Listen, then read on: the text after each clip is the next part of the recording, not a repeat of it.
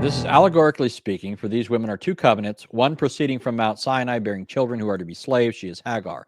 Now, this Hagar is Mount Sinai in Arabia and corresponds to the present Jerusalem. He's saying that the present Jerusalem, which is hankering after salvation through their own efforts, seeking to establish their own righteousness, he's aligning Jerusalem at his time, the physical Jerusalem, the nation as such that opposes Christ. He's identifying with Hagar. They're children of the slave woman. They're in bondage. This all corresponds to Mount Sinai in Arabia. It says she is in slavery with her children.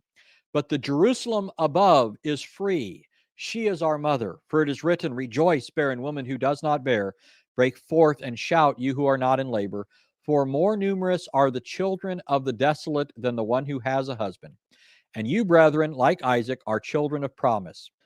Just like Paul in his unconverted state, just like Paul, according to the flesh, as a natural man, unconverted, unregenerated, seeking to establish his own righteousness, was zealous for that false gospel and persecuted the church of God. This is characteristic of all those who are seeking to establish their own righteousness.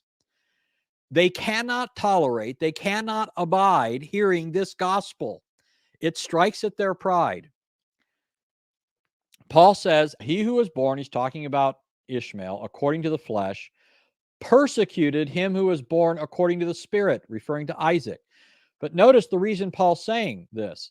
He says, as at that time, he who was born according to the flesh persecuted him who was born according to the Spirit, so it is now also.